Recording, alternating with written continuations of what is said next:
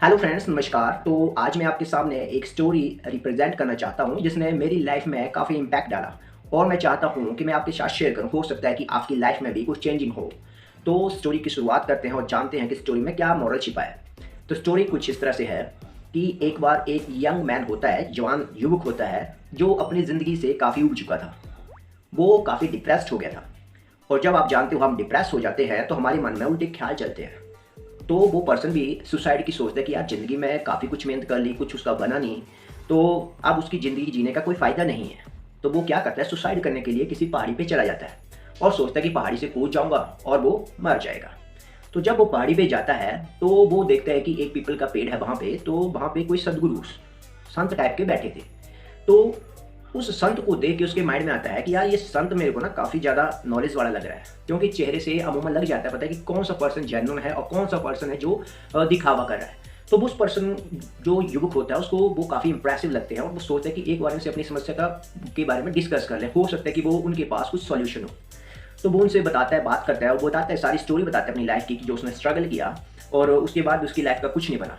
तो वो उसको बताता है कि देखो गुरुजी, मैं यहाँ पे सुसाइड करने आया हूँ, अगर आप मेरी हेल्प करते हो तो ठीक है, अदरवाइज़ मैं तो मरना चाहता हूँ और मैं यहीं पहाड़ी से कूदूँगा। आपका आश्रम भी यहीं पे नज़दीक है, तो इसका पाप हो सकता है आपको भी लगे। मतलब क्या है कि उसको भी अपने ट्रैप में फँसाने की कोशिश कर देता है, अपनी जो गलती है उसको गुरु पे झाड़ देता है कि अगर आप मेरी हेल्प करते हो तो मैं हो सकता है बच जाऊँ, अन्यथा हो सकता है आपको पाप लग जाए मेरी मौत का। तो गुरुदेव उसको बताते हैं कि बोल बच्चे, क्या समस्या है तेरी? तो सारी स्टोरी सुनने के बाद गुरु उसको डायरेक्ट भी बोल सकते थे, लेकिन वो उसको पूरा ट्रायल देना चाहते थे कि कोई समस्या है उसको सॉल्व करते कैसे हैं। जब तक समस्या जो है वो माइंड में नहीं बसेगी तो हम उसको अच्छे से समझ नहीं पाएंगे और उसका सोल्यूशन नहीं कर पाएंगे। तो गुरुदेव उसको एक पत्थर सा देते हैं। पत्थर जो होता है वो काफ़ी सॉफ्ट होता है, मुलायम होता है, और उसको देते हैं, बोलते हैं कि इस पत्थर को ले जाओ और मार्केट जाओ। मार्केट में जो सिल्वर का मर्चेंट होता है, सिल्वर चांदी का व्यापारी होता है, उसकी दुकान में जाना, उससे पूछना कि यार मेरे को ये पत्थर बेचना है, आप इसका मेरे को क्या प्राइस दे सकते हो? तो वो भी बात मान लेता है, सोचता है मरना तो है बट क्या पता कुछ निकल के आए स्टोरी में आगे। तो वो पत्थर लेके चला जाता है, काफ़ी मुलायम सा पत्थर होता है वो एक। तो जब वो मार्केट जाता है और चांदी का जो व्यापारी होता है, सिल्वर मर्चेंट होता है, उसके पास उस पत्थर को दिखाता है और बोलता है कि देख भाई, ये पत्थर मेरे को बेचना है, आप इसका प्राइस बोलो, क्या प्राइस दे सकते हो मेरे को? तो जो सिल्वर मर्चेंट होता है वो बोलता है कि यार वैसे तो ये मेरे किसी काम का नहीं है, लेकिन मेरे को अच्छा लग रहा है, काफ़ी मुलायम है, तो मैं ऐसा करता हूँ तेरे को एक चांदी का सिक्का दे देता हूँ, आप इसको ले लो और पत्थर मेरे को दे दो। लेकिन गुरुदेव ने उसको ये शर्त रखी थी कि खाली रेट कन्फर्म करके आना कि क्या मिलेगा, बेच मत देना, वापिस आके मेरे को सारी स्टोरी बताना। तो वो उसको बोलता है कि ठीक है, मैं आपको बाद में बताता हूँ, आप मेरे को फिलहाल ये दे दो वापस, एक चांदी का सिक्का आप दोगे, मैं अपने मालिक से पता करके आता हूँ, अपने भाई से पता करके आता हूँ, ठीक है? तो वो वापस चला जाता है। जाके गुरुदेव को सारी स्टोरी बताता है कि जब मैं मर्चेंट के पास गया तो उसको पत्थर अच्छा लगा और उसने बोला कि वैसे तो उसको ज़रूरत नहीं है, लेकिन देखने में अच्छा लग रहा है, तो मैं इसके बदले आपको एक चांदी का कॉइन दे दूँगा, ठीक है?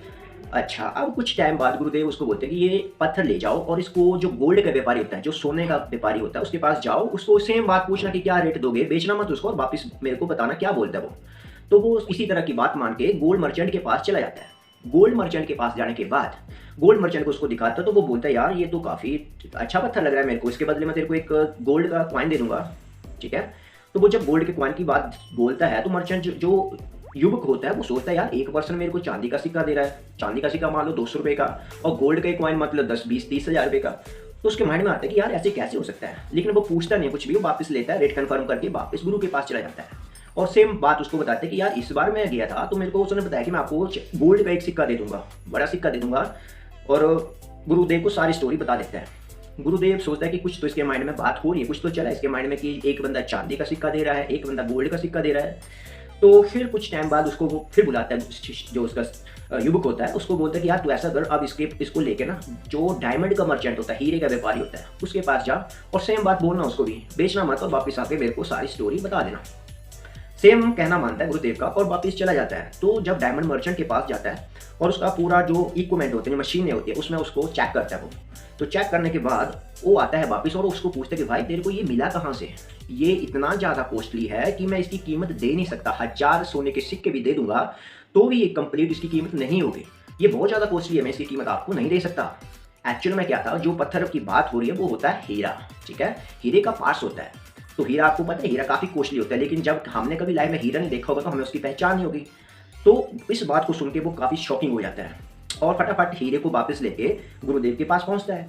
तो लास्ट में गुरुदेव को बताते कि यार मैं तो ऐसे गया था अपना हीरा जो डायमंड मर्चेंट था, और उसने मेरे को ये बोला कि इसकी कीमत तो मैं दे नहीं सकता, इतना अमीर तो मैं हूँ नहीं, इसकी तो 1000 सोने के सिक्के भी दे देंगे तो भी कीमत पूरी नहीं होगी।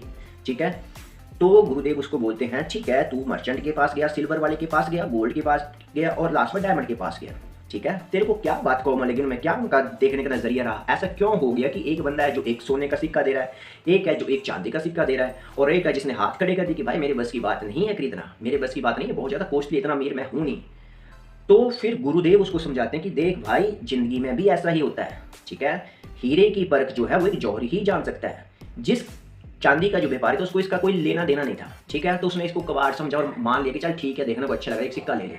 गोल्ड का व्यापारी था, उसने भी आप ये देखा कि ठीक है अच्छा लग रहा है और उसका पैसा था उसके पास, तो उसने बोले चल एक सिक्का दे देते हैं तेरे को। लेकिन हीरे के व्यापारी ही हीरे की पहचान कर सकता है। सेम बातें हमारे साथ भी होती है कि हम कई बार ऐसी जगह पे काम कर लेते हैं या फिर ऐसे बंदे से हम सलाह मशवरा ले लेते हैं जिसको उस चीज़ के बारे में नॉलेज नहीं होता, और उसी बंदे की सलाह के बेस पे हम अपनी लाइफ के डिसीजन ले लेते हैं जो वेरी इंपॉर्टेंट होते हैं।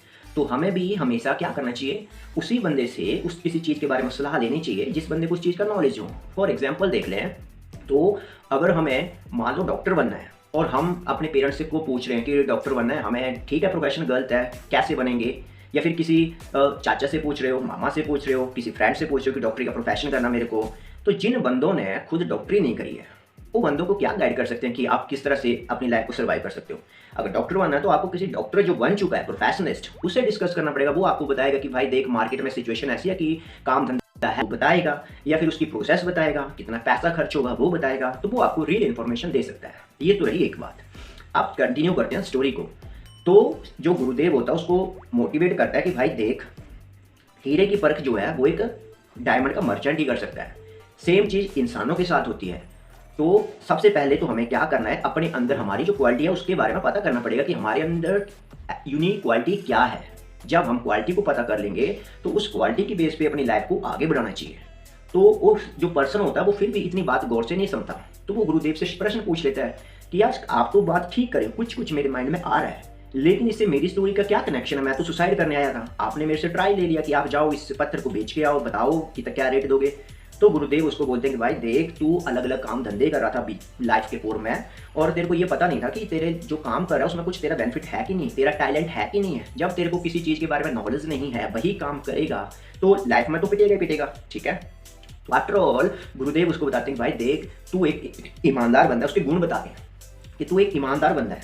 जब डायमंड के मर्चेंट ने तेरे को बोला ना कि कई हजारों सिक्के दे देंगे सोने के तो भी कीमत पूरी नहीं हो सकती, तो तेरे मन में लालच आ सकता है कि चलो ठीक है, खाली है बिल्कुल 500 सिक्के दे दो, 500 सिक्कों का मतलब भी लाखों करोड़ों में होता, तो तू उसको लेके चला जाता कहीं पे, तू मेरे पास क्यों आता। ठीक है, अक्सर मान लो आज के जो कलयुग चला इसमें किसी के पास ऐसा हो जाए तो हम क्यों गुरुदेव के पास वापस जाएंगे, हम तो पत्थर बेच के जो गोल्ड डायमंड जो भी है उसको बेच के अपनी लाइफ का गुजारा करेंगे। तो उसको बताया कि भाई देख, तेरे अंदर जो हॉनेस्टी का गुण है वो बहुत ज़्यादा स्ट्रॉन्ग है। अगर तू कोई भी काम धंधा करे और अच्छी ईमानदारी से करेगा तो लाइफ में तेरे को सक्सेस ऑटोमेटिक मिलेगी। ठीक है, तो हमें वही काम करना चाहिए जिस फील्ड में हमारी स्ट्रेंथ होती है, हमारा टैलेंट हाई होता है। हम अक्सर कंपटीशन में घुस जाते हैं जिस चीज़ का हमें पता नहीं, दूसरों का देखते हैं कि काम धंधा दूसरा कर रहा है, उसका अच्छा चल रहा है, तो हमें भी यही काम करना है। ठीक है, लेकिन हमें अपने अंदर देखना चाहिए कि हमारा जो स्किल है, हमारा जो टैलेंट है वो किस फील्ड में है। जैसे कि बच्चे होते हैं, कुछ बच्चे हैं जो पढ़ाई में अच्छे हैं तो वो डॉक्टरी के लिए तैयारी करें, इंजीनियरिंग के लिए तैयारी करें, जो उनका स्किल है, जो उनके अंदर लगाव है। कुछ बच्चे हैं जो स्पोर्ट्समैन के लिए अच्छे हैं तो उनका काम है कि वो स्पोर्ट्समैन में आगे जाए। जिस चीज़ में हमारा माइंड है, जिस चीज़ में हमारा मन है, हमें उसी फील्ड में आगे बढ़ने की कोशिश करनी चाहिए। इससे बेनिफिट क्या होता है कि हम अपनी लाइफ में अपनी इच्छा अनुसार काम करते हैं। तो फ्रेंड्स, ये स्टोरी थी जिसने मेरे को काफ़ी मोटिवेट किया, और ये स्टोरी मैंने आज से लमसम कोई 5 ईयर्स पहले सुनी थी। सुनी क्या थी, मैंने बुक मंगाई थी, एक पैक टॉक इंडिया की बुक है, और बुक का नेम है how to become successful by habitually become success. ये बुक का नाम है। मतलब हमारी आदतें सही हैं तो हम ऑटोमेटिकली सक्सेस के बहुत नज़दीक जा सकते हैं। ठीक है, तो इस बुक में एक पैराग्राफ था जिसमें ये स्टोरी लिखी गई थी, और इस स्टोरी ने हमें काफ़ी ज़्यादा मोटिवेट किया अपनी पहचान बनाने के लिए, और आज हम उसी काम में लगे हैं। जो हमारा टैलेंट है, जो हमारा स्किल है, उसी लाइन में हम अपने को ऊपर बढ़ाने में लगे हैं। इसमें लॉस कुछ नहीं है, अगर ऊपर बढ़ गए तो भी अच्छी बात, अगर नहीं बढ़े तो एटलीस्ट क्या है कि हमारा एक्सपीरियंस जो है वो हमें और आगे हेल्प करेगा। तो फ्रेंड्स, आई होप आपको ये वीडियो अच्छी लगी होगी, और इस स्टोरी में, इस बुक में जो काफ़ी अच्छे अच्छे लेसन दिए गए हैं। क्योंकि इस स्टोरी में तो क्या हुआ, एक गुरु है जिसने शिष्य का या किसी पर्सन का स्किल जो है वो जांच लिया, उसके अंदर जो क्वालिटी है उसको पहचान लिया। लेकिन क्या ऐसा पॉसिबल है कि हर किसी की लाइफ में कोई बंदा आएगा जो बताएगा कि भाई तेरे अंदर क्या गुण है? नहीं हो सकता ना ऐसे। तो इसके आगे और ज़्यादा कंसेप्ट इस बुक में दिए गए हैं कि अगर ऐसा नहीं है कि हमारी लाइफ में कोई मेंटर ही नहीं है या हमें कोई बताने वाला नहीं है, तो क्या हम सक्सेस के हकदार नहीं है? हमें सक्सेस नहीं मिलेगी? भाई मिलेगी, बट इसके लिए आपको काफ़ी स्टडी करना पड़ती है, काफ़ी बुकें पढ़ना पड़ती है। अगर आप चाहोगे कि आपको इस तरह का और ज़्यादा वीडियो मैं प्रोवाइड करता रहूँ, तो आप प्लीज़ मेरे को मेंशन कर देना कमेंट में, तो मैं इससे रिलेटेड सीरीज़ बना दूँगा और आपको जो भी मेन स्टूडेंट लाइफ की, किसी भी इंसान की लाइफ की जो क्वेश्चन होते हैं, उनके जो आंसर हमें ढूँढने होते हैं लाइफ से, उसमें खोजने में आपकी हेल्प करूँगा। तो मिलते हैं किसी नए टॉपिक के साथ किसी और वीडियो में, तब तक के लिए नमस्कार, जय हिंद।